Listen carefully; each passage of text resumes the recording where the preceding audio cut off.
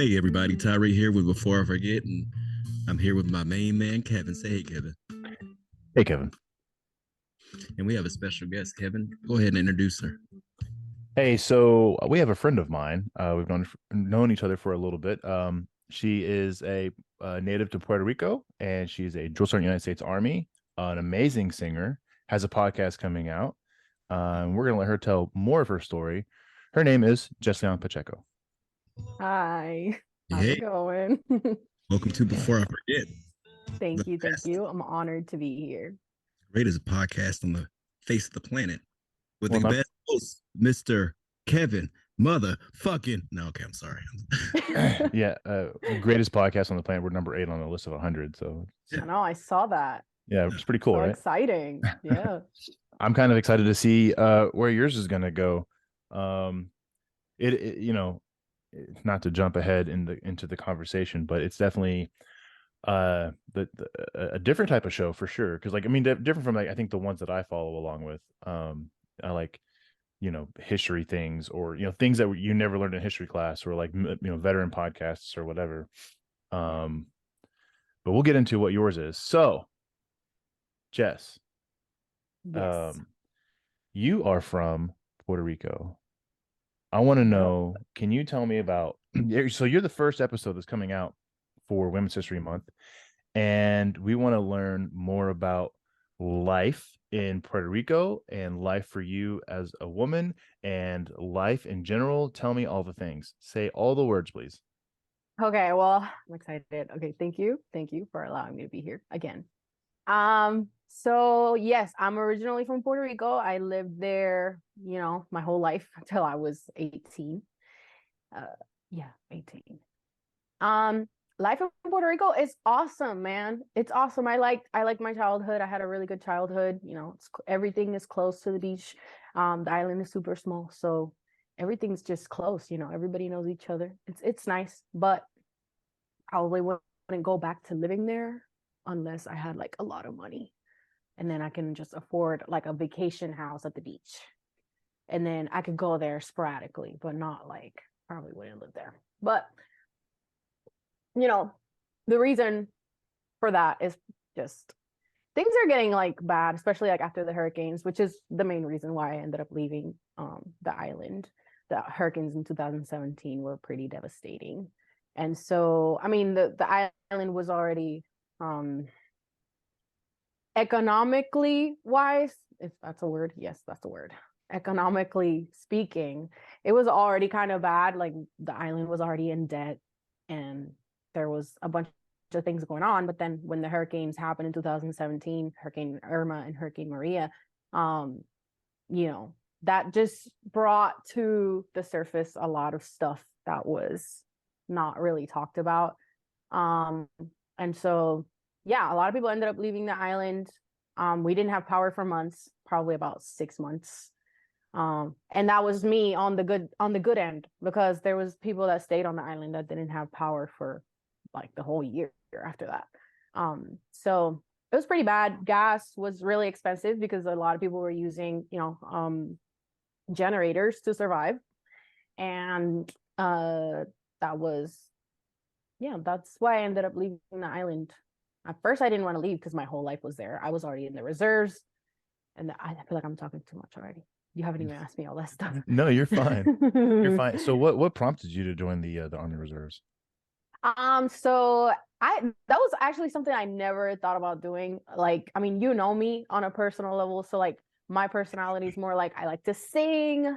I like to I don't know, like I like to be girly on some things.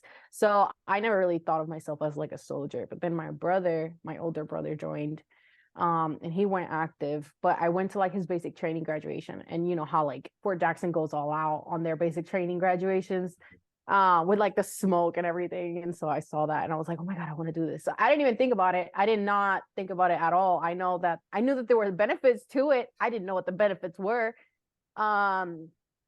Like truly, I did not think about this decision at all. I just did it. Like my brother's graduation was like in March, basic training. And so I joined in May. Not much thought about it. That's a pretty quick turnaround. And Yeah. you know, we've talked to a lot of folks that join the military, and usually it's like patriotism, or I wanted to go fight in the war, or you know, I wanted a chance at a better life. And you're just like, I went to somebody else's basic training, and it was badass. I know. I was like, I really did not think about it. I was just like, I want to be on that uniform. I want to be in that uniform. I want to wear that. And then, I mean, later on, but I can't say patriotism, right? Because I wasn't raised in the States. So it would be lying for me to like tell you, oh, I did it for the country and this and that. Like, let's be honest here. Yeah. And then I also like growing up in Puerto Rico, not a lot of people speak highly of the military. Because of, you know, the weird relationship that Puerto Rico is with the United States and all that. I'm not trying to get into political topics here, but it is. No, I actually didn't know that. I didn't know that there was a little bit of I don't know, tension or whatever with Puerto Rico and the military. I mean, I guess it makes sense considering not everybody, the history. yeah, a lot of people. Yeah. Yes. So how long? Yeah, because certain people. All right,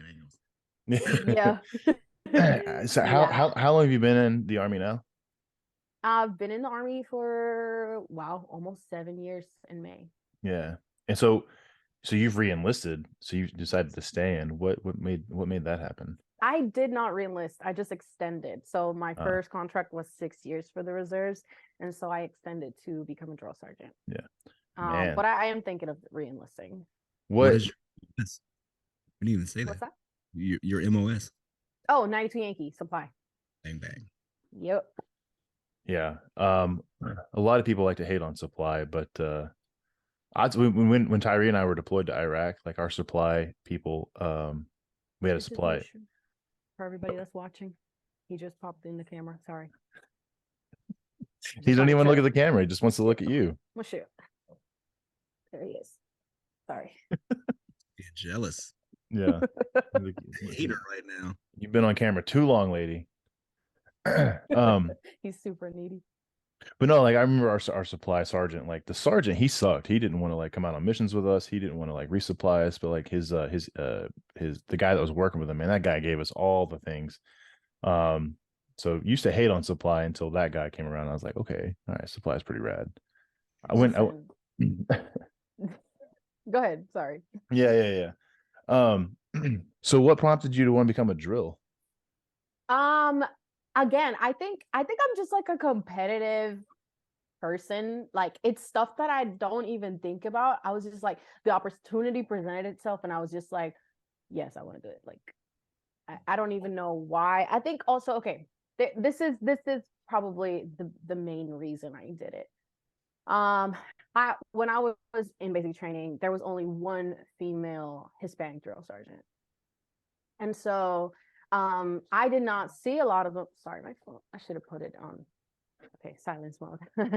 I didn't really see a lot of female Hispanic drill sergeants. And so I don't know. I felt really out of place when I was in basic training, not only because, you know, the drill sergeants, but I was the only Puerto Rican person in my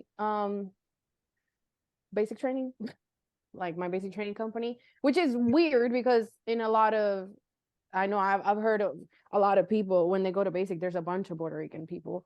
But I was the only one in my basic training. So I felt super like out of place, especially, you know, the culture shock was the first time that I had ever been outside of Puerto Rico for that long. I mean, not only for like, you know, vacation.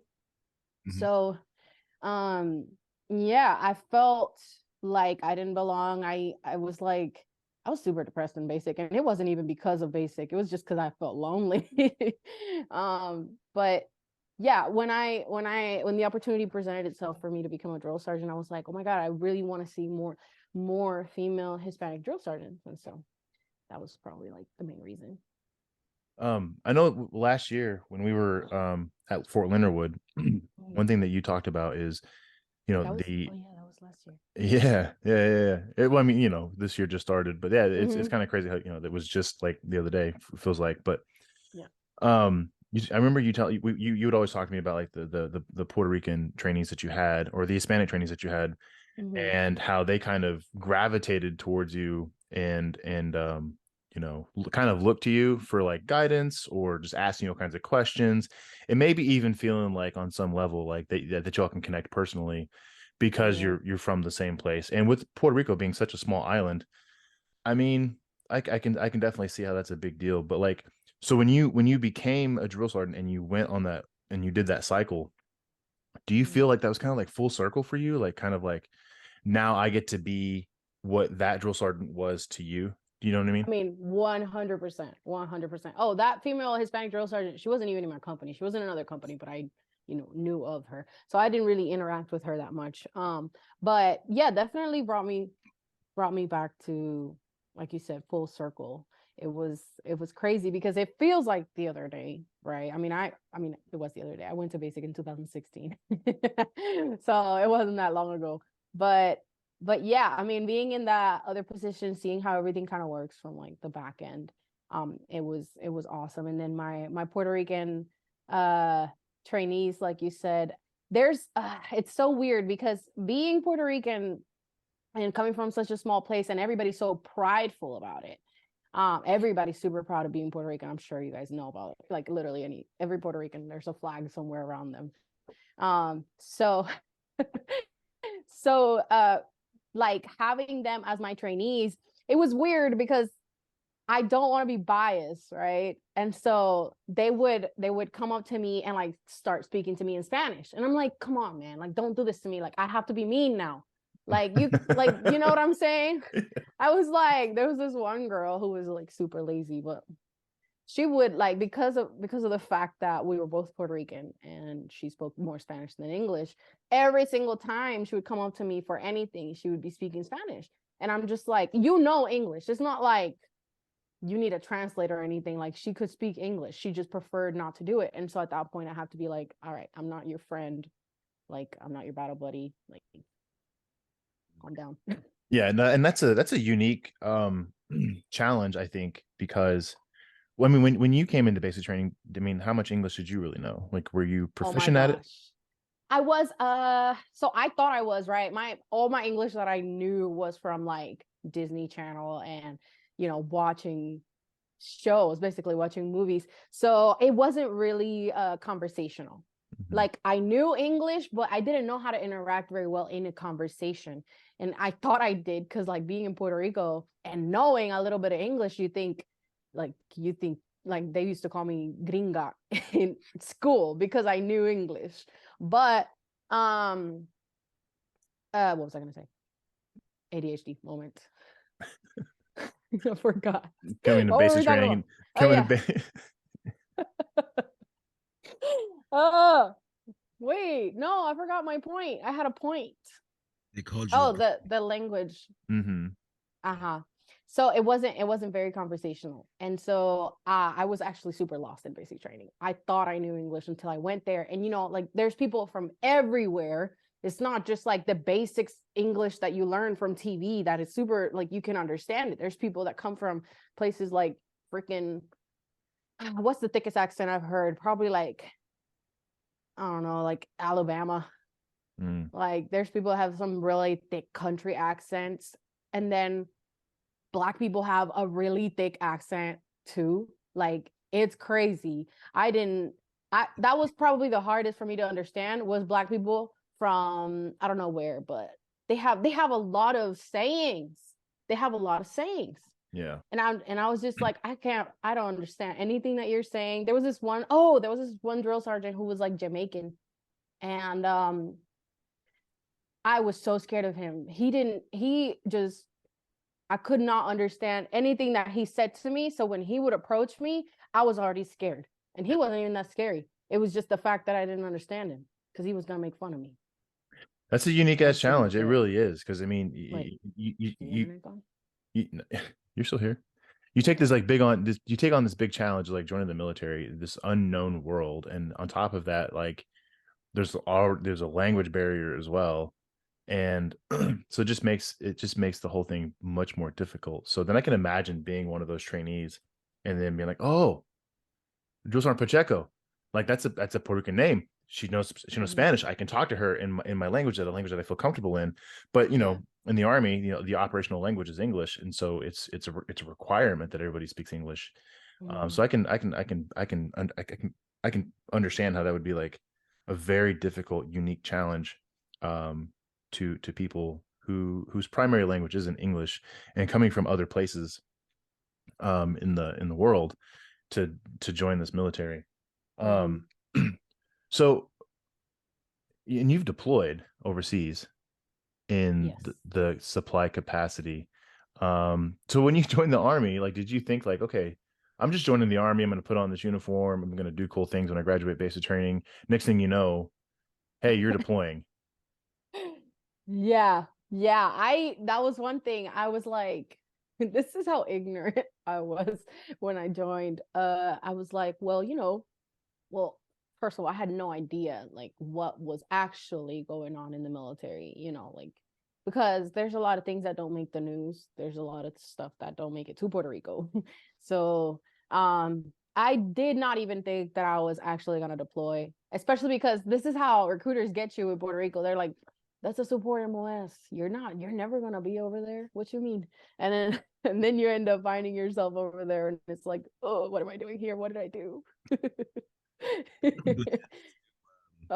Military life from, So, how did you adjust to military life?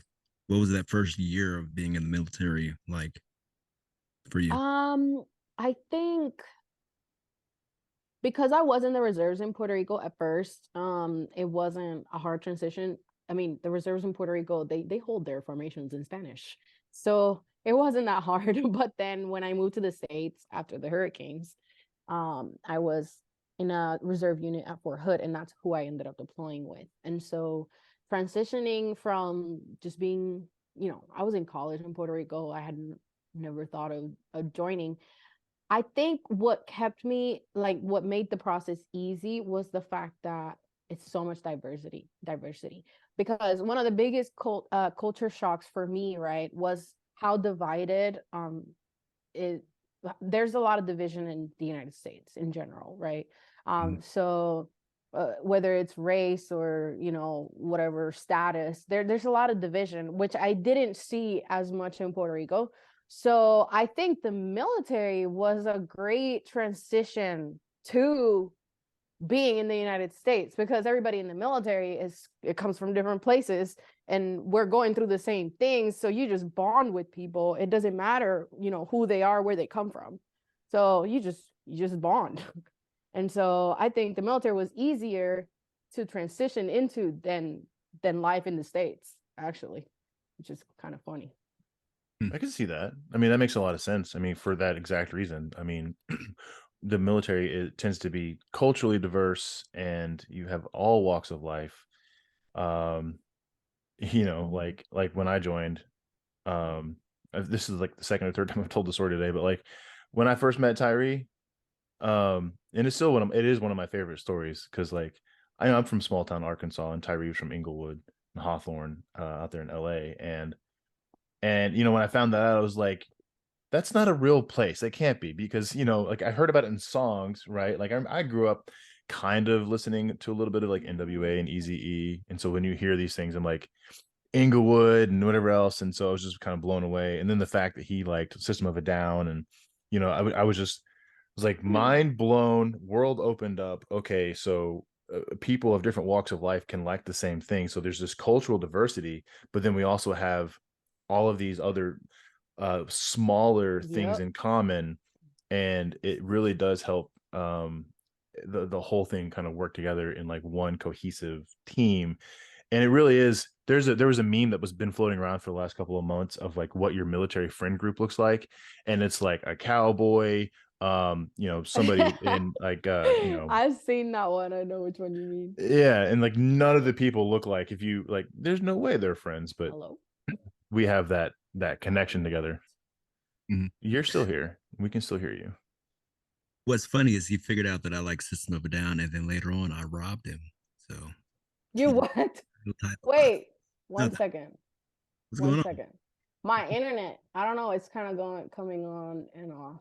It's not. We can hear everything and see everything. Yeah, but I'm losing you guys. So that's how I know it's my internet. But Yeah, it's kind of freezing. Hopefully, it doesn't do that anymore. Don't worry, we can edit this all out, all of it. Okay. We're not Sorry. going to, but what do you mean you No, robbed me? I I'm fucking around, dude. It was a joke.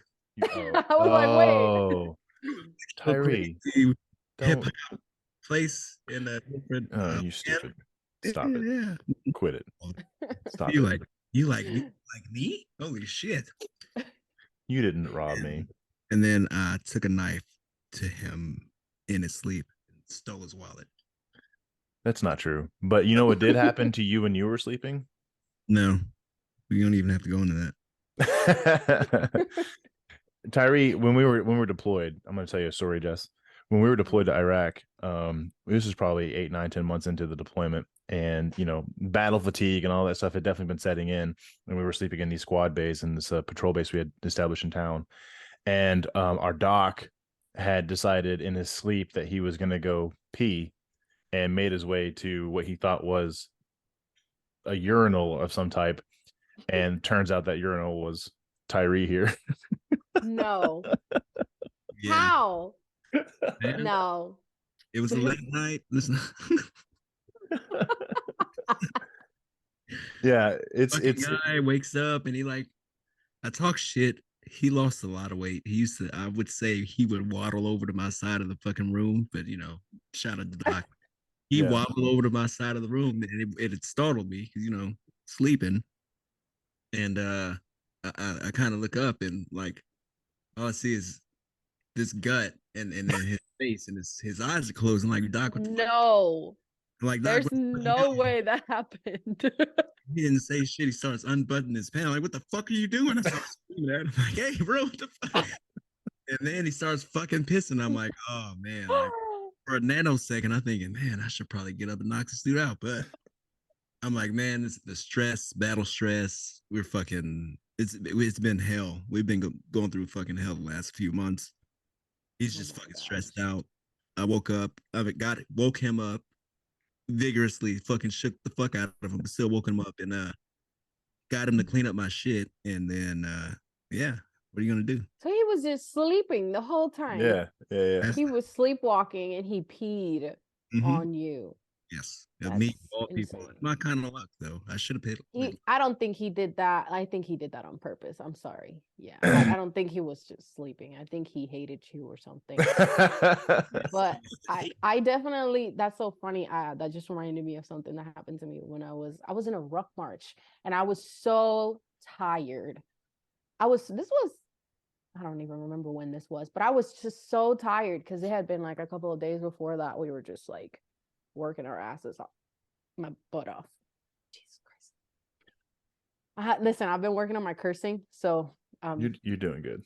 I just thank said you. 13 Thank times. you. I know I'm doing a lot better because you know me from before. Mhm. So but what was I saying? Oh yeah.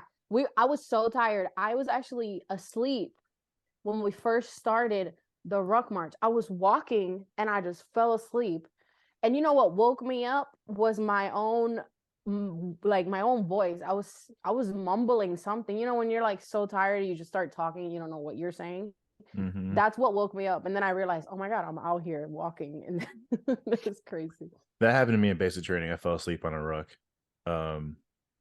It's if somebody had told me, "Hey, man, it's possible to fall asleep while standing and walking," I would have been like, "No, it's absolutely not.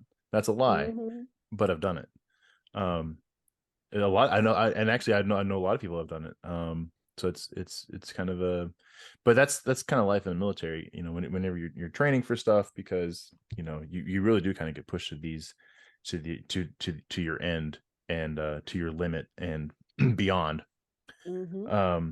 So were there any, aside from like the language barrier and just like like the new place, new culture, new things, were there any additional challenges that you found in your life coming to the US, joining the military, deploying?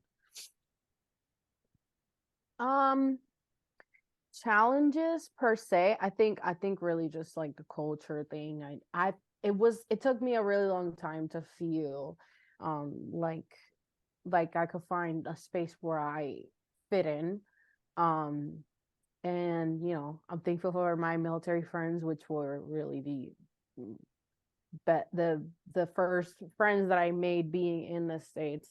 I think one thing I struggled with, I'm not even gonna lie, when you're really learning and diving into a new language, even though I knew English, you kind of develop two personalities. It's the weirdest thing. I'm sure that a lot of people can people that are bilingual can kind of relate to this, but you kind of develop two personalities because you sound completely different when you speak English than when you speak Spanish. And then it took me a really long time to mesh those up together, because I really felt like when I was speaking English, I had a different personality than when I spoke Spanish. It was crazy.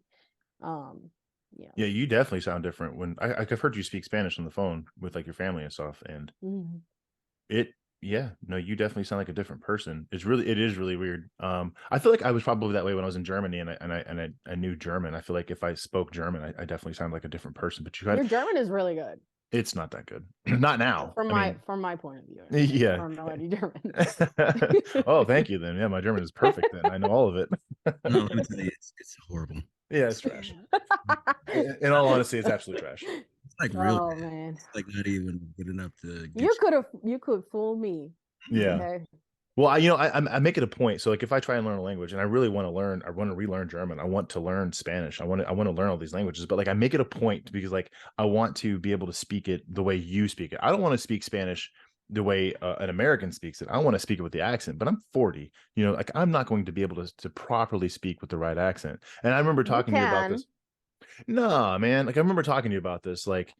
Whenever I run into somebody who is Hispanic or Latino, and they're sitting there talking and they're speaking English, but with their accent, it's expected that they're going to have an accent. But right. And remember when we talked about this, when an American learns another language, we get laughed at for speaking their language with an American accent. It's that's not fair. Oh, but I also remember what I told you when you told me this, because it's funny.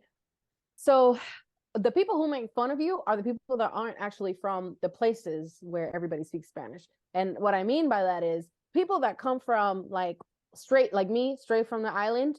We are actually really appreciative of when people try to speak our language. And we'll laugh with you and stuff, but we won't really make fun of you. I think the people that make fun of you is the people that, for example, they say they're Puerto Rican, but they weren't actually born in Puerto Rico. They were just raised by Puerto Rican parents in the States. Those people think they're better for some reason. So they'll start, I don't know why, but it just happens. They're the ones that make fun of people who are trying to speak Spanish. No, I really do love languages though. And I'm telling you, you're going to help me learn Spanish. I'm actually really excited for your podcast to come out because one thing that one video that I looked up is that what? No, I'm really excited for when your podcast comes out because a video that I had watched talked about whenever you learn a language, it helps to immerse yourself in a language, and one way to do that is to listen to a conversation, a natural conversation in that language. Listen to the same thing over and over and over. So you might release your first episode, and then say it's an hour long. So I spend an hour, a week or whatever, listening to that same episode over and over and over. And then over time, I start to understand more and more and more words out of it. And I learn to speak conversationally, or I at least understand it to listen conversationally, which will then eventually translate to speaking conversationally. So your show, the intro comes out March 1st, and then the first episode is March 8th. Nuevas Criaturas. So you want to tell us a little bit about it and what your goal is for there? Yeah. So me and my friend Gretchen, we started this new podcast called Nuevas Criaturas. And so it's basically, we're not really teaching anybody anything. We are too new in Christianity to teach anybody anything. It's just kind of like a platform, since we have so many really, really good conversations, and we've gone through so many things. We have really, especially her testimony is really, really strong. And so we just had so many conversations that we were like, why don't we just make this a podcast? It's kind of more of a way for us to like help people who are just starting, like new believers, people that are just starting in, you know, their Christian path, to kind of learn with us, and they can, you know, they can hear about what we've experienced, and if that can help them find their way in Christ, then that's awesome. But we really just do it for like just sharing it. Just we don't really want to make it about ourselves or make it about us teaching anything, because like I said, we haven't been called by, you know, by God to do that. We're just kind of sharing it and making like a safe space for people to people that maybe were never raised in the church, because we were never raised in the church. Just a comfortable space to ask even the dumbest questions that you think, you know, everybody should know this, but you don't. So Yeah. kind of what it is.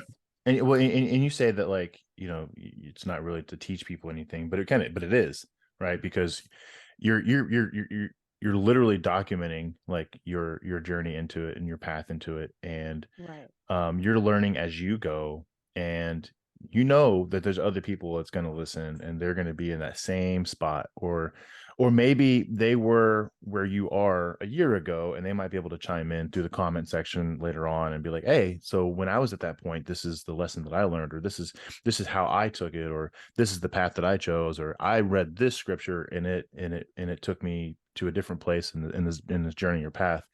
Right. So I think it is really neat. I grew up going to church. I don't anymore. As you all know, not a religious person, but I do what's the word? I do believe that everybody should follow in whatever path that they want to follow in, so long as it makes them happy and it doesn't hurt other people. And obviously, if we're not forcing things down other people's throats and saying, hey, like, this is the way, the only way, blah blah blah, then if you're not doing that, you're good to go. Right. And so your show means Nuevas Criaturas is new creatures. Yes. Why did you go with that title? So it's based on a scripture that comes from First Corinthians 5:17. So it's about, I wish I had it here so I could read it verbatim, because I'm really horrible at remembering things. But basically, God makes everything new, and when you come to Him, you are a new creature. So, I mean, metaphorically speaking, yes, you're a new creature, but spiritually, for people who are spiritual, who believe in the gospel and stuff like that, that it's quite literal. It's quite literal. I do think that I have become a new person since I gave my life to Christ. So it's awesome. It's awesome. What caused the what caused you giving your life to Christ? Well, There, okay. So for me, I, like I said, I didn't grow up in the church. My grandma was a very Christian woman, but my mom, you know, she believed in God, but she never really took us to church. Like, you know, like we never were part of that life. And so I grew up in a little bit of a broken family. Not in a bad way. Nobody's like bad purposely. It's just kind of like what they knew as well. So specifically speaking about marriage, um, everybody in my family's been divorced.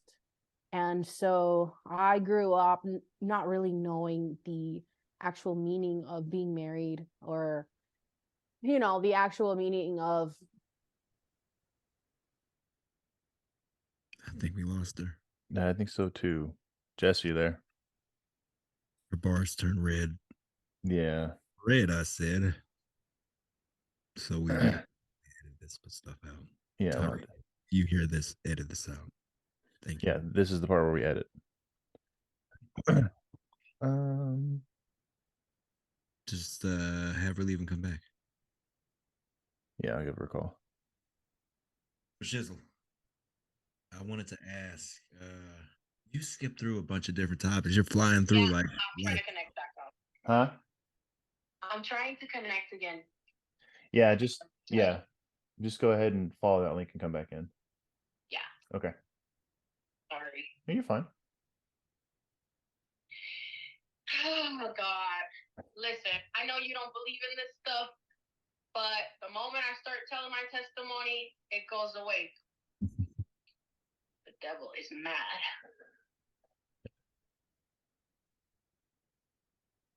So what I was saying, can she hear me? We leap through everything. Like I wanted to ask about like her first cycle.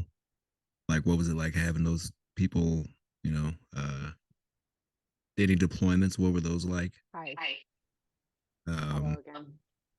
oh, you're back. Yep. Yeah. Listen. This is hilarious. I'm not even.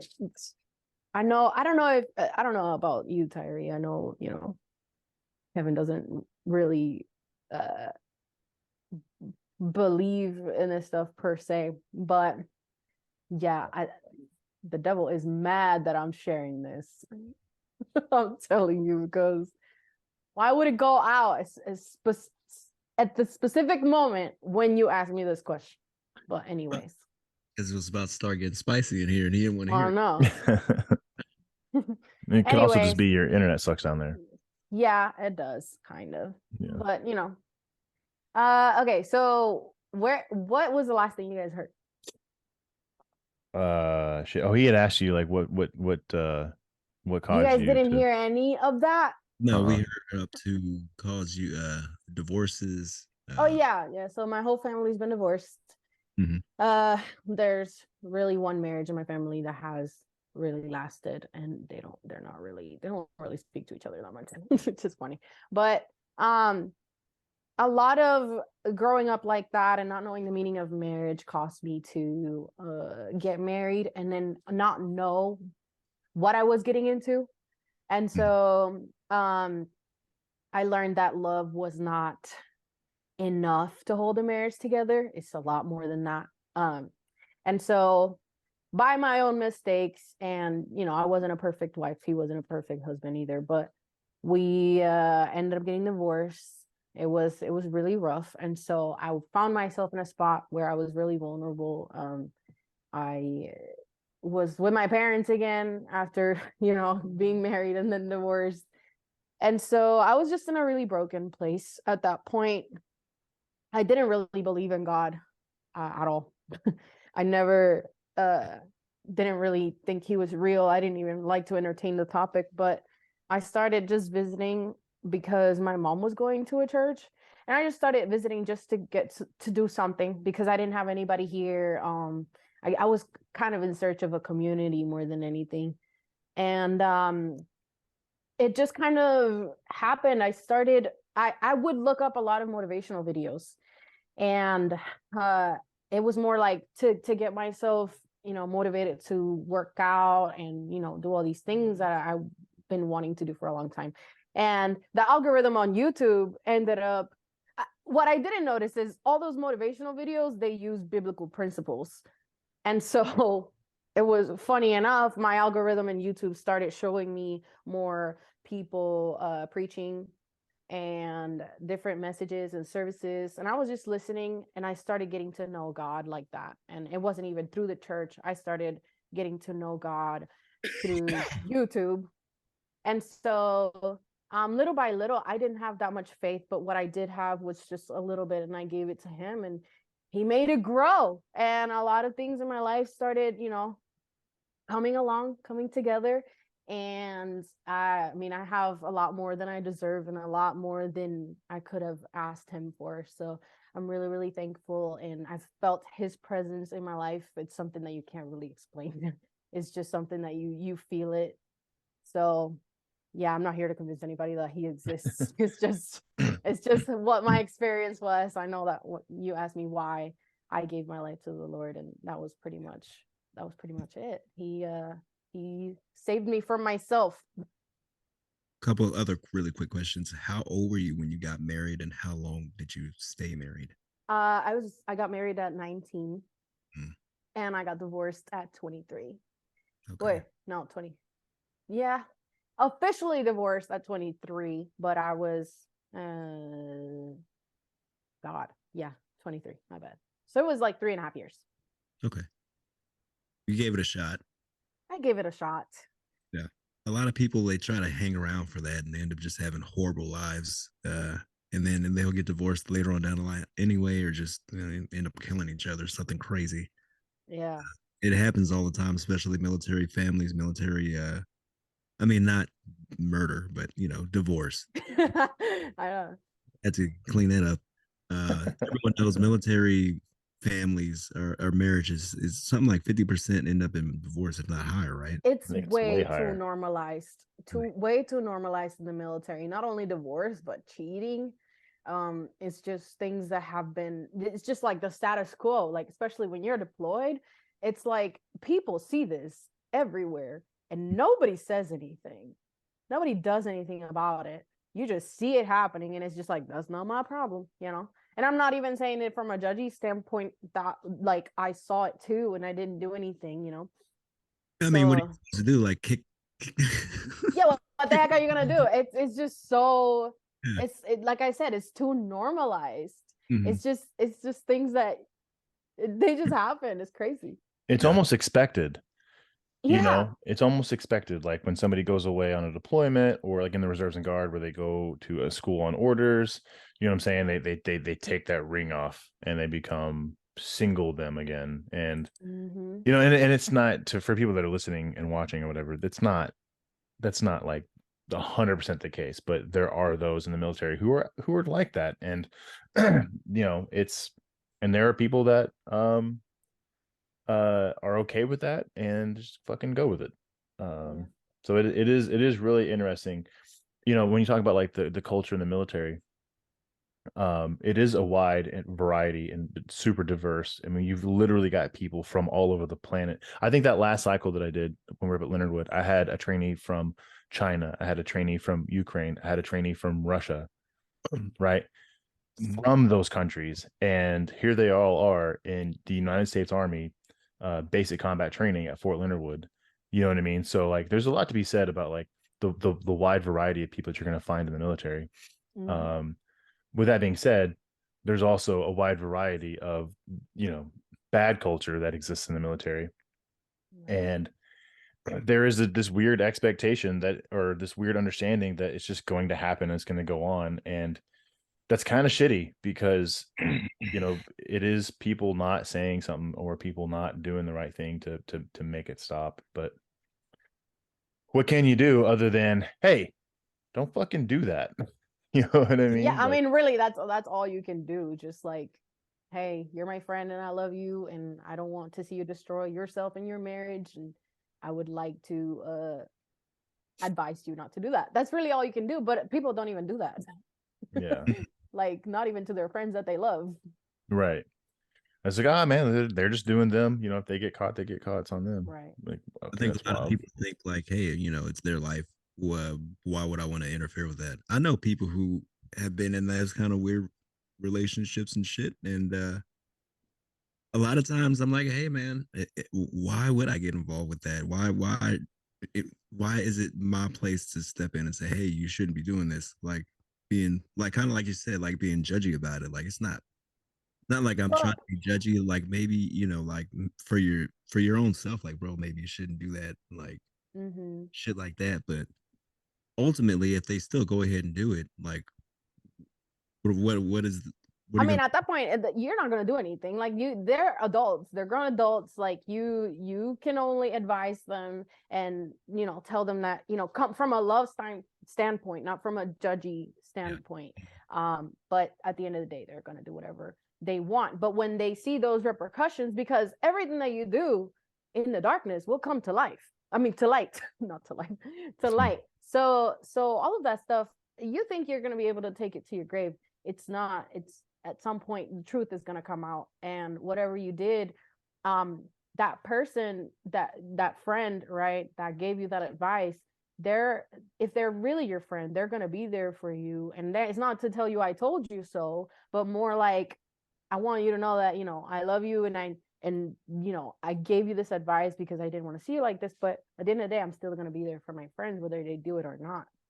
yeah. So Tyree, you had asked some questions earlier. Um, what was it like having your first group of kids in basic after all the everything you went through in your own individual career, and then finally you're a drill sergeant now? What was it like having that first cycle of kids? it was at first I was trying to find my personality as a drill sergeant because I am not used to just yelling at people for no reason. I'm a very sentimental person. I'm like people that know me personally, I know you, Kevin, you know me, like you're one of my closest friends, and like I cry for everything and anything. So I have a really soft spot in my heart for like these kids that come from like different places they've never been in like a tough situation before, and then they find themselves with people just yelling in their face. And I know we're trying to make them strong and everything, but it took me a minute to be able to yell at people for no reason, I guess. But I saw this one girl. We, you know, we can't say the word smoke anymore. So corrective action, correctively trained. Yep. Corrective training. We're doing corrective training because they messed up. And so this one girl started crying. And I was just like, I mean, I wasn't even the one yelling or telling them to do anything. I was just kind of there fixing their, what they were doing. And I just had to step out because I felt so bad. So I think that was like my experience at first, was just like, I feel so bad for all these kids, but then I have to be like, no, like we all went through this. This is what's gonna make them strong. This is how they learn. This is really how it is. Hi. Sorry.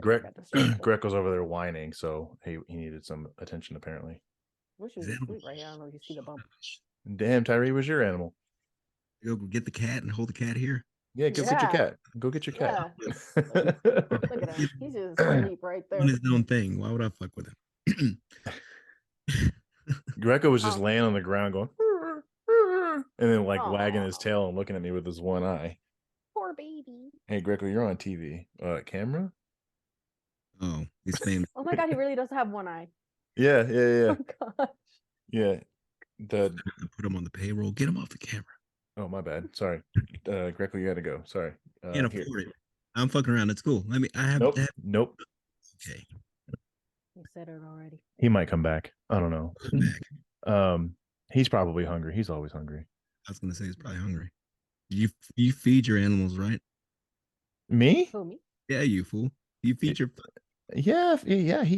I give him food. Sometimes he doesn't want to eat it. He's very temperamental. So for those that are listening and watching, they don't know. Greco's a diabetic, and has had a slew of other things, cataracts, eye surgery to repair that. One eye didn't take, so he got glaucoma, his retina detached, so he had to have eye replacement, which is why he has one eye. And then like his gallbladder almost burst. So he life has been trying to find a way to kill him, and he's just like, nah. Well, I say nah and get the surgery to fix him. Dude is 10 years old and there's all kinds of messed up, but still plays like a puppy. So but yeah, man, I remember my first cycle way back in 2009, and I was nervous, right? Because when do you become a drill sergeant, right? And I've had this conversation with my candidates. Is it when you complete the school and you get to put on that drill sergeant hat and that the badge that says, well, this will defend, or is it when you complete your first cycle, or is it when you feel comfortable in your role? And I hadn't thought that question. I hadn't been mentored properly in that way. And so now it's why I kind of make it a point now to do that with our candidates and our new drills. But on my first cycle, I was nervous. Those first couple of days, like trainees, because the trainees, they don't know that you're new. They don't know that this is your first cycle. They just know that you're there and you're wearing the hat and you have all the answers to every question they can possibly conjure up. And they will ask you every question they can think of. And you know, some of the questions you get, you're just like, I don't know the protocol for this. Other ones are the general Army questions, and you can answer those pretty well. But going through that first cycle, I mean, I fortunately got to work with an active duty drill sergeant Schaefer, who the dude was a genius. He's former Marine, came into the Army. The dude was just smart. He was like a perfect leader. He was a great leader. Actually genuinely cared about his soldiers, wanted to see them succeed. Their success, the trainee's success, was their own and not his, right? And I love that thought, that like, the people you train, the people you're in charge of, their success is theirs, their failure is yours. And so I kind of learned that from him, and try and practice that in my time as being a drill. But so right now, like you're on year-long orders, mobilized, doing a different job. You're doing your actual MOS in the Army, but like, when you're done with that, do you think you're gonna go back to the whole drill sergeant thing? So I definitely want to go back to the drill sergeant thing, but this is my dilemma, right? There's no, if I go back into the reserves to be a drill sergeant, I need to rely on my civilian job, which I don't really love that much. I mean, it's okay. It's a logistics job as well, but it's just I'd rather just stay on active duty. I get paid more for now anyway until I finish my school. So my plan is to either extend these orders if I can. If I'm not allowed, then I'm gonna be forced to go back to the reserves. But I really did want to have more time as a drill sergeant because I mean, in the reserves you just don't get that much experience, and I didn't want to be just like a one cycle drill. So I don't know. I don't really know what's gonna happen, to be honest. I'm kind of like doing this year on active duty and doing school online, and we'll see what happens. What are Episode you two. what classes are you taking online? So I'm majoring on music production. Oh yeah, yeah. So Can't you sing? yeah. Oh It's, So no, she didn't just sing. allegedly, I haven't heard it. Oh, I'm not so putting it, the oh, spot. she doesn't. I'm She not putting doesn't. the spot or anything like Kevin's about to do. Oh yeah, I'm about to. There's a video I had requested that she sing. What's that song by Sam Smith? What's it again? I can't remember the name of it. lay me down. Yeah, I had requested that she sing that song, and she did. She put it up on her TikTok, maybe, or Mm. Facebook, one of the two. Not Facebook, Instagram. And like I have it saved to my phone because one, like it's just a really emotional song, and like you have an amazing voice, and when you sing that song, like it kind of it brings up some emotions. It's a damn good song, and you really are a great singer. So like, you know, maybe you stay on active duty, maybe you go back to the drill song world, maybe you become a famous singer and you forget all the little people in Wow. your life. I don't know about famous. I don't know if I want to be famous. I know I want to sing for a living. I don't know if I want to be famous though, because like at that point, it's just like, yeah, you kind of lose all of your privacy. But yeah, who Sounds like knows you what's need going an agent. on. Oh Yeah. yeah, do you know one? At some point. I know one. Who? Me. Oh really? I am a talent agent. Man. Interesting. Yeah, Okay, we'll something to talk. think We'll about talk later after on. this. Way down the Yeah, line. no, but right now, since obviously, like I said recently, I've been kind of changing my life around, so I'm not really dedicating myself to the same music anymore. Um, I Mhm. mean, I'm not for right now. I don't really have a plan for my singing. I'm just kind of singing. I do videos for Instagram, and I'm not pressuring myself to try to achieve anything at this point, just because I'm doing school, like I said. So. Yeah, But if it happens for me, it happens. I trust God and His plan for my life. So. there you go. That's all you can do, right? Mhm. So Tyree, you said you had something about when she was deployed. Oh, what was your first deployment? Or how many times have you been deployed and what was that first one like? Okay, just one mobilization because a lot of people don't think Kuwait is a deployment, and I respect that. I went to Kuwait, and then I was in Iraq for some of that time. But yeah, I was in Kuwait for 12 months. It was nice. It was a good experience. The only bad thing was COVID. COVID You were there hit. through that. Yeah. Yeah, I went to my tour was from I think August 2019 to August 2020. So during that time, at first it was cool. We were able to go out on the city. We went to Kuwait City. We saw the Grand Mosque. It was nice. I mean, Kuwait is nice. I can't. I don't have anything bad to say about it. But then after COVID hit, it was when everything started getting really, really bad. And so it was just we were working all the time. There was no gyms. There was nothing open. It was just work and the barracks and the defect just because you have to eat. But yeah. But when I went to Iraq, I only went. for well, it was a short period of time, but that was the most action I got the whole tour. What happened? Did I tell you about this, Kevin? I Yeah, don't I think so. told you about the airplane thing. Yeah, I did. Remind me, because I forget things Oh constantly. my gosh. So my first time that I went to Iraq as a supply person that I never thought I would end up there. Um, Literally the day we were flying into Iraq, we were in a C-130, and oh my gosh, thinking about this is just we I don't to this day I don't know exactly what happened because they never contacted us. They never gave us a report or nothing. But we were in C-130 and it crashed down. But it wasn't as bad as it sounds. It was just like we were already landing and we just had the roughest landing ever to the point where we overran the runway and we crashed into a T-wall. And I didn't know what was going on. Mind you, this is my first time in Iraq. I was with my commander and my XO, and so there was a bunch of other people in the plane, but they weren't with us. And I don't know what I thought was going on, but I went on fight or flight mode. I was like, why is this plane landing like this? Like, I didn't know if we were just getting attacked or what it was. But no, it wasn't an attack. I was just I think what? you might be the first person we've ever had to survive a plane crash. Hello? Can you hear me? Yeah. I think you might be the first person that we've ever had to survive a plane crash. Oh, that was in the news. Yeah. Everybody survived though. Everybody survived. Nobody died or You're in anything. a plane crash. But Jesus. a lot of people did get hurt. And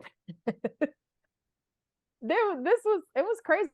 I did not know what was going on, but anyways, we were stuck inside the plane for a minute before we were able to get out because the doors were stuck. And so we were already crashed into the T-wall. And while we were inside the plane, one of the engines exploded. And it was the craziest, literally, this was the craziest experience of my life. So we all, I lost my phone that day. Everything was just like, everybody was like, get out of the plane. And we all got off. And the first people that came to our rescue were the Iraqi first responders. And my commander went crazy. He thought, I don't know who he thought they were, but he was like, don't touch me, man. Like he had his, like officers have their M9. So he was like, don't touch me, man. I was like, sir, you need to calm down. Like, but no, I mean, dude, it's a vastly different experience than ours in 2004 for sure. yeah, I mean, You're over there 2004. talking about like, oh, we were able to go to the mall in Kuwait City, and I lost my phone. Gosh, I couldn't even imagine. I could not even imagine deployment later on. But I often wonder, right? I think personally, and Tyree, maybe you disagree or whatever, but I think when we deployed in 04, it was easier because we didn't have any exactly. We didn't have any of that stuff. We didn't have any of these amenities. So there was nothing to miss out on other than what was back home. Right. But now you've access to all this stuff when you're there. And then for COVID, it all gets shut down. It's like, oh, there's a green beans right there and I can't even fucking go. You know what I mean? Like, literally, I mean, I'm not even trying to like front or nothing. Like there was a whole Taco Bell. There is a Taco Bell in Camp Air John. There's Taco Bell, there's Charlie's, there's Pizza Hut, there's Popeyes. Yeah. In Camp Air John, Kuwait. So I wasn't missing out on anything.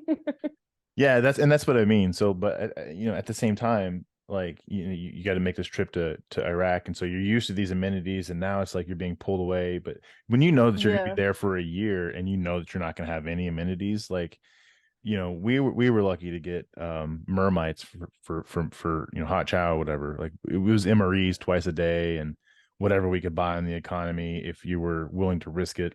I'm so sorry. I ain't buying none of that. We got bread. The bread was safe. All that other stuff. Oh man, I can't risk it. Yeah. What did you eat? The MREs, maybe the chicken with the lines drawn on it. A bunch of those biscuit or muffins, the banana nut muffins, chocolate muffins. That's all you ate? I would not eat anything We besides the bread because I couldn't trust it, man. I didn't. yeah. We ate a lot of ramen, and like Vienna sausages. We did. Oh. I didn't eat that either because I'm like it's fucking sodium. But Yeah. bad. Yeah. Yeah, Wait, no, what? it was definitely hard times, but at the same time, like again, like we knew that, Fob Brassfield or PB Razor or PB Yvonne, and we didn't have any amenities, so it was like there's nothing to miss. So you just kind of get used to living in these austere environments, and you say, well, that's that then. But like deploying, you know, 3-4 years ago, 5 years ago, where you have all these things is, hey, we got to take this trip to Iraq. Yeah, but do they have Popeyes there? You know what I mean? It's just I can imagine it being a little bit. To me, I'm glad I went in '04, Yeah. by comparison.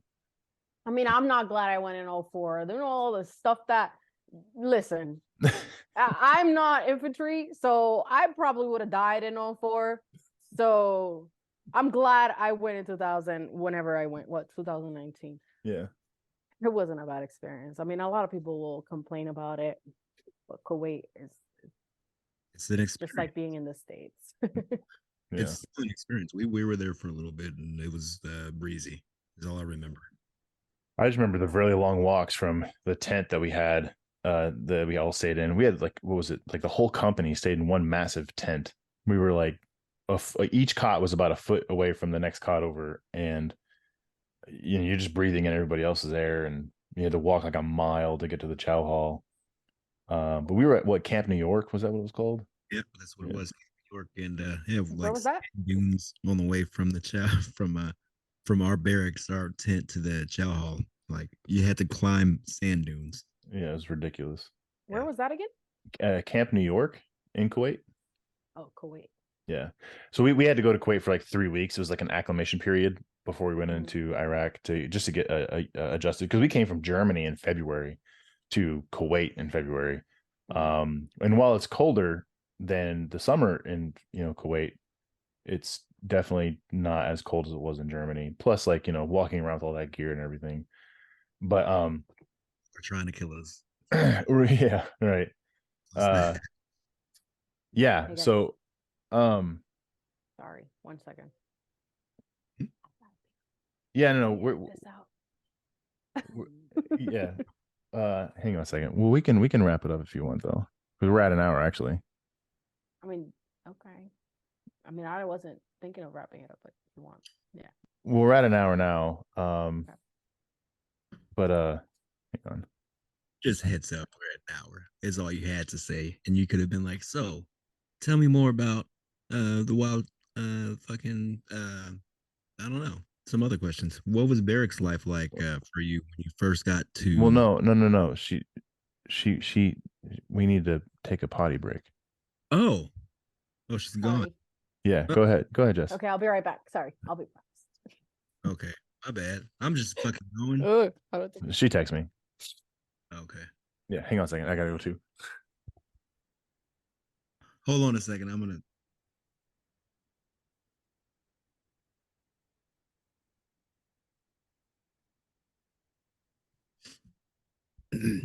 It's Tyree confession time. Hey, Kevin, you're gonna see this when we edit stuff, and I just want you to know that you're doing an awesome job.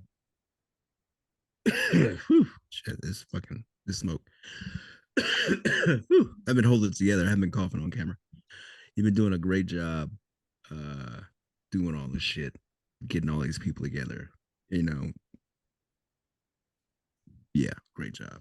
Four shows in 2 days. It's incredible. So here, you're not gonna. No one else is gonna hear this with me and you. Where's my buttons? Yeah, thanks, Kevin, for all the work. Yeah.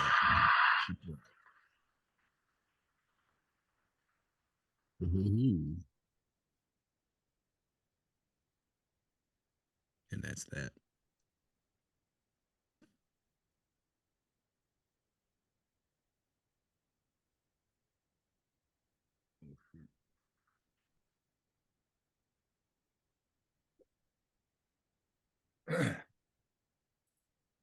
Yeah, I heard you. You heard that? Most of it. Yeah, okay. Hey, Um, sorry about that. Thank you. no, it's okay. I usually have to go during each show too, and I just kind of end up holding it and dancing around a lot. I You missed my concert. didn't either. Okay, so are you good to go, Jess? Yes. Okay. My internet is kind of iffy, but I am ready. Okay. Tyree, what was your question again? I forget. Barracks life. Stupid. Barracks. Oh, okay. Well, yeah. Okay. And action. How was barracks life when you were in the army? Um, Yeah. how was barracks life? Well, what in Kuwait, Yeah. it wasn't that bad.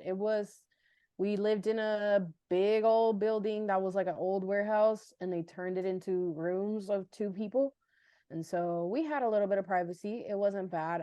I didn't live in zone 6, which was what we called the ghetto because it was all tents. So I'm thankful for that. it wasn't it wasn't bad. They had females and males in the same building though, which was weird. But Yeah, that would be weird. mm, Wild but shit going there, I'm sure. hmm? I said wild stuff going on there, I'm sure, but keep your nose out Yeah. of Yeah.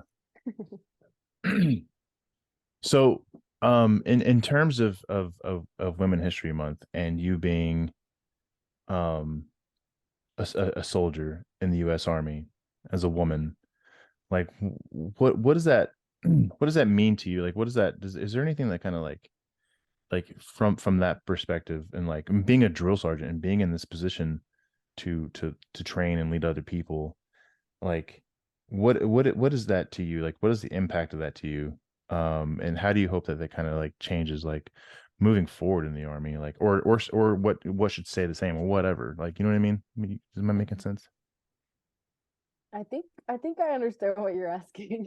Yeah, no, I mean, I think honestly, it's it's an honor to be able to call myself a drill sergeant. Like I said, when I first joined, it wasn't because of patriotic reasons, but I have grown to love the military. Like I never thought that I would like the military as much as I do. I've enjoyed the growth.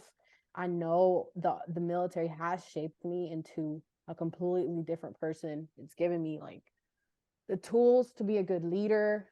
Um, and I mean, I consider myself a pretty good leader. I might not be the most, knowledgeable of everybody. Everybody has their own like expertise, but I care about my soldiers. I care about the people that I work with, and yeah, I think the military has been a huge reason as to why I am the way I am, motivated, um, and yeah, I'm always like striving to do more. And yeah, like I said, it's given me a lot of really good tools to be a good leader, not just like in the military, but civilian job wise.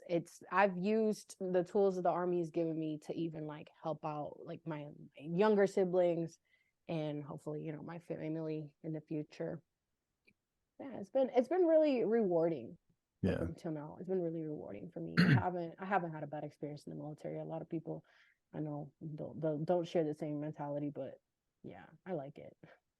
So what, like, new soldiers coming in, new women, new females coming into the military, like what are some things that you would what's like advice that you would tell them, things that you wish that you knew, like coming into the army, um yeah, like what's some stuff that you would impart on them? Yeah, well, I mean, as a woman in the military, especially if you're a woman of color in the military, you're always going to be underestimated. You're always going to be um, put into weird positions, but it's just about the way you carry yourself. Um, I know that there's things that unfortunately, like we can't really do anything about other than try to change the culture. Like, there's things that have happened in the military, especially to like women when it comes to like sexual assault and stuff like that. But I think the way that you carry yourself says a lot about yourself. I think that just if you're joining the military, you have to know what you're getting into. Just because you're a woman, like, don't expect to be treated better or have, any advantage over anybody else. Actually, like, take the time to learn your craft, to learn your job, to put in the work, and it'll be rewarding, because that's, unfortunately, like, that's what we got to do to earn people's respect. We have to work, and we have to show everybody that we're competent and that we can do the job. So yeah, I think that's pretty much what I would say. So you kind of think that like females in the military are at maybe at like a slight disadvantage coming in, just because there is this idea that it's a man's army. And we had this conversation kind of the other night with Major Jax, and I don't know if you know who she is, whatever. She's Yeah, you yeah, already interviewed her, Ranger. yeah. That's awesome. We talked with her last night, and and that was kind of one thing that she kind of was saying, that like, do the work, and that'll show, right? Yeah, That'll be enough, really. Don't you don't really have to talk about it. You don't have to talk about it, because it will always show and people will notice. Yeah. And I think it is interesting that here in 2023, like the Army still struggles with integration of different things. Like going back a couple years ago, allowing women to serve in combat roles and to go to these specialized schools. And you can even trace that all the way back to, integrating women into the regular Army. Like my stepmom was in the Women's Army Corps in the 70s, right? So the Women's Army Corps, the WAC, was, existed because women were not allowed to serve in the regular conventional army. And it's just really neat that like my mom was in that, but at the same time, it's also kind of terrible because here we are in what we call modern society, and we're still struggling with the integration of certain things. It's just kind of wild, and there's a lot of pushback in certain circles within the military. What do you guys think about females in the military?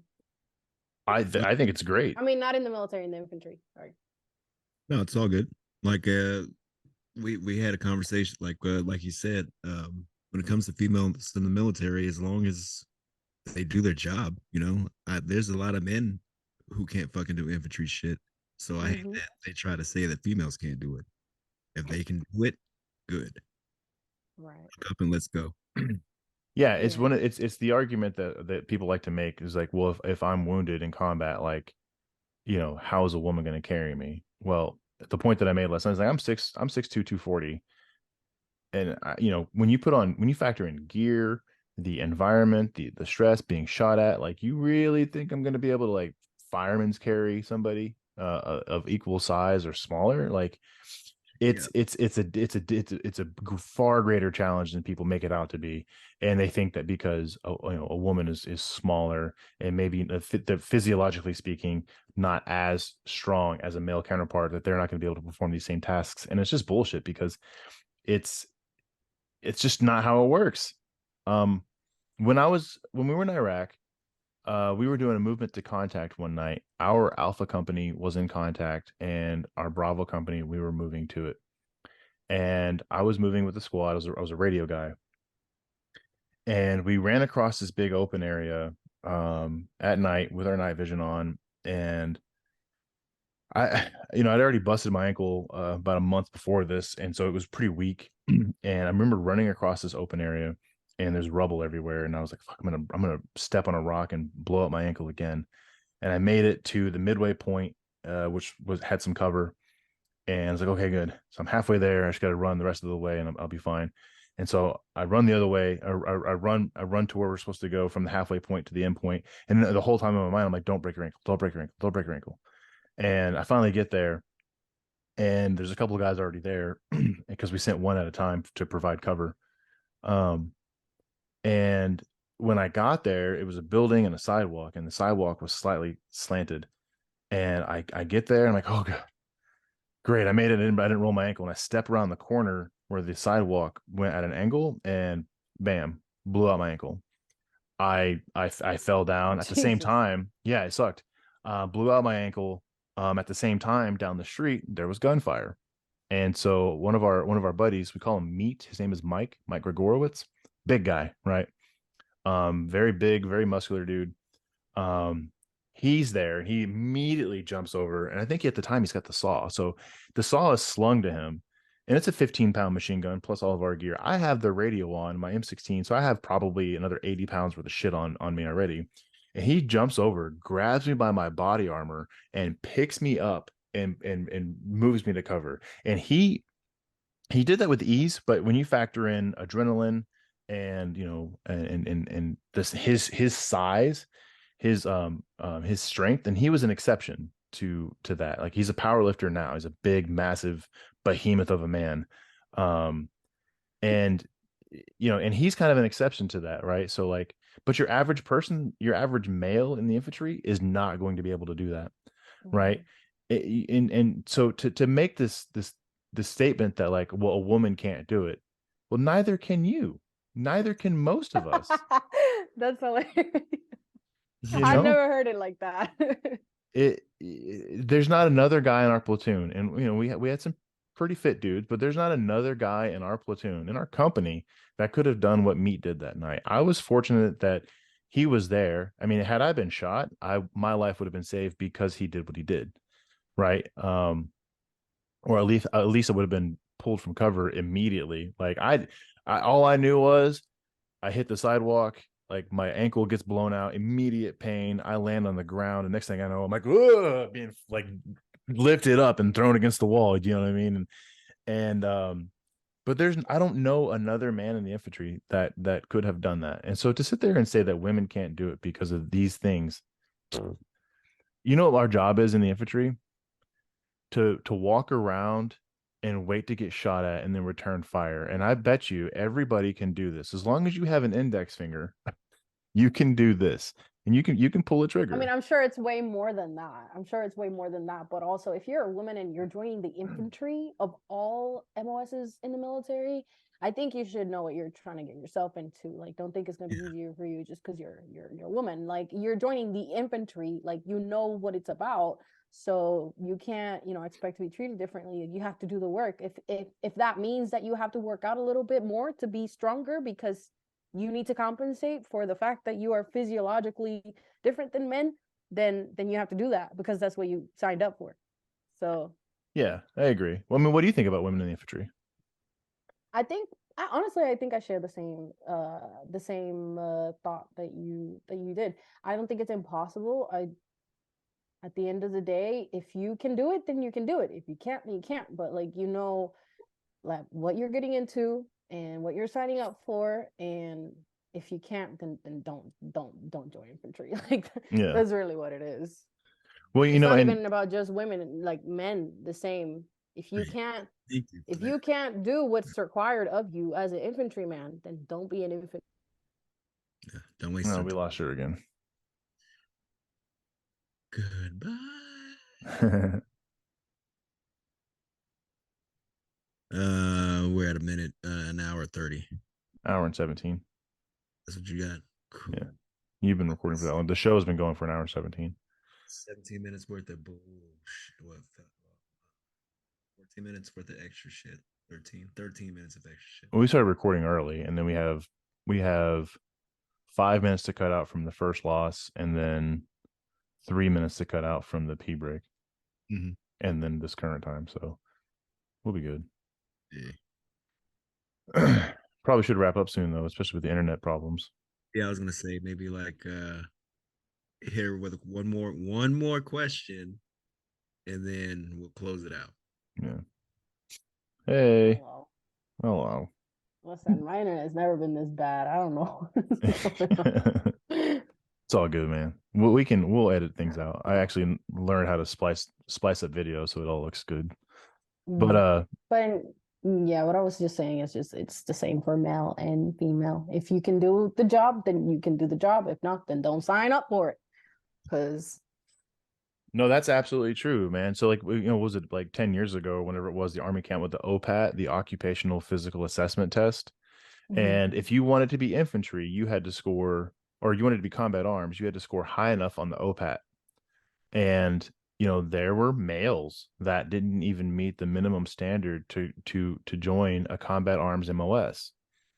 And there are females who can destroy that standard, right? They are physically capable of doing these things. And it's a silly argument. You know, we're not the first country in the modern world to integrate women into combat arms. Israel's been doing it for a long fucking time, in the IDF. And, you know, there are amazing stories of women in combat, throughout history. Uh, you know, in when you go to, the World War I, World War II, even before. I actually read about the story the other day called, about a woman named, Malunka Savage. She fought in the Balkan Wars and, World War I as an infantryman. Her brother was actually called up to fight, and he was sick, and so she took his place. And it's kind of like Mulan, right, where she cut her hair and posed as a male and went in his place. And it wasn't until, geez, her like 10th battle, she got shot in the chest. And while they're rendering, aid, they discover that she's a woman. And, you know, by this point, she'd already won or earned, medals for valor and bravery. And, you know, when she's recovered and she has to go talk to her commanding officer, and he tells her, I have to decide what to do with you. You're an asset, but like you can't be in the infantry. So I'm going to decide. He's like, well, I'm going to put you in the nursing corps. And she says, no, I don't. I want to fight for my country. And he said, okay, well, I'll give you my answer tomorrow. And she's standing at attention in front of her commander. And she's like, okay, well, I'll wait. And she stood there at attention. She didn't move for about an hour. Finally, the guy came back. It's like, fine, you go back to the infantry.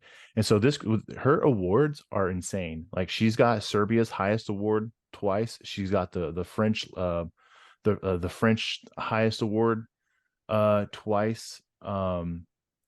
Actually, so was it the Legion of Honor?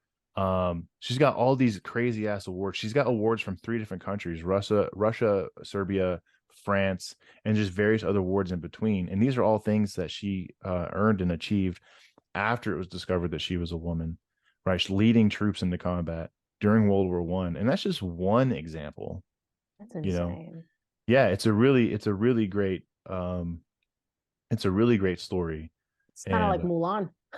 yeah, yeah. So to sit there and say that, like, you know, the women can't do these things because XYZ, and you notice, like, the people that are the guys that are saying this or have been saying this or have said this are typically the guys that can't do those things either. Mhm. I was like, man, the motherfuckers. I'm sorry. The people who doubt the females are usually the ones that can't do it themselves, and Mhm. and it's clearly that's the reason. It's just jealous. They can't deal with somebody being better than them at their own game. Mhm. A So lot of men can be hurt. Like, you can hurt a man's ego so easily. Not everybody's. I'm saying, like, there's some men that are just so insecure. Like, if you were so secure about like your masculinity, you wouldn't be so worried about women in the military. Yeah, and there's a lot of, when you get into like the psychology of why people are like that, and it's not just exclusive to men. Like, there are women who are also the kind of the same way. But Right. when we talk about like male dominated fields, and that's what we're specifically talking about, it is men who, but I mean, there are also women who say the same thing, who sit there and try and say that, like, women shouldn't serve in these roles, and that's fine for people to have these opinions. But I'm glad that women are out there proving all these people wrong, and I'm glad to know, a few of them. And so I don't know, it's pretty rad. um I'm definitely glad to see the direction that the United States military is headed, when in terms of integration and in terms of, women serving in these roles and performing these things. And I just want to see a lot more movement on these things, and I want to see better equality, within all the branches of the military. Because right now, I mean, that's probably one of the biggest struggles I think that we have. And it takes strong women to serve, and it takes, strong-willed people to serve in these roles, to continue to be the example, and to say, hey, no, we're absolutely capable. And the only difference is, as Tyree put it last night, you stand to pee and I sit to pee. That's it. It's a damn bottom line right there. Yeah. So on this, we've been hitting this show hard for a while now. I mean, it's time to end this one. But Yeah, we're coming up on an hour and a half now. Yeah, That was fast.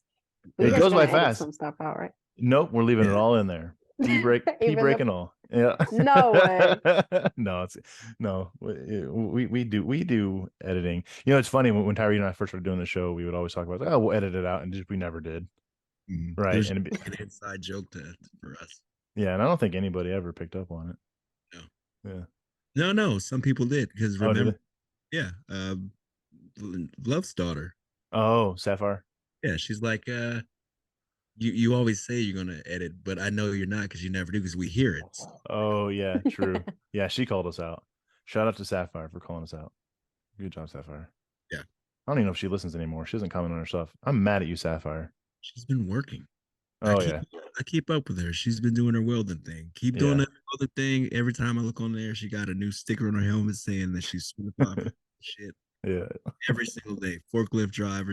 In a minute, she's gonna be running the whole place. Shout out to her. Yeah, that's true. So hey, it's been great talking to you. Give us your social media stuff. How can the people who listen to this reach you and hear your podcast later? Thank you guys for inviting me. You can find me on Instagram as Jeslian Marie.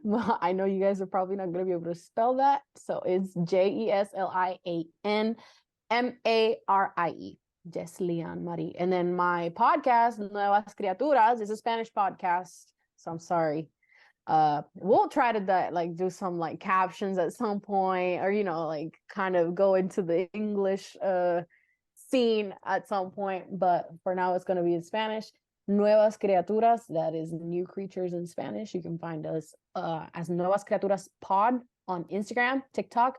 We're going to be on YouTube, Spotify, and Apple Podcast. Hell yeah. Kevin, you got anything? No, Jess, thank you for coming on, and thank you for being the first woman on our Women's History Month series that we're doing. I really appreciate it. Looking forward to seeing where your show goes, and you being a famous singer, and when you get your first award, I don't know about that. When you get your first award for what is it, the Stanley Cup, whatever, I want you to stand up there and be like, and Kevin, big shout out to you, and then that's it. Oh yeah, 100%. The Stanley Cup is hockey, by the way. Okay. Yeah. I know it was something that wasn't having anything to do with music, but yeah. All right, I'm gonna close this out. Thank you for coming on, Kevin. You got anything? No, that's it, man. Thank you, guys. Hey, everybody. Thank you for listening to Before I Forget, your favorite podcast, my favorite podcast. Please listen, share, subscribe, watch, and we'll see you in the next one. Say bye, Kevin. Bye, Kevin.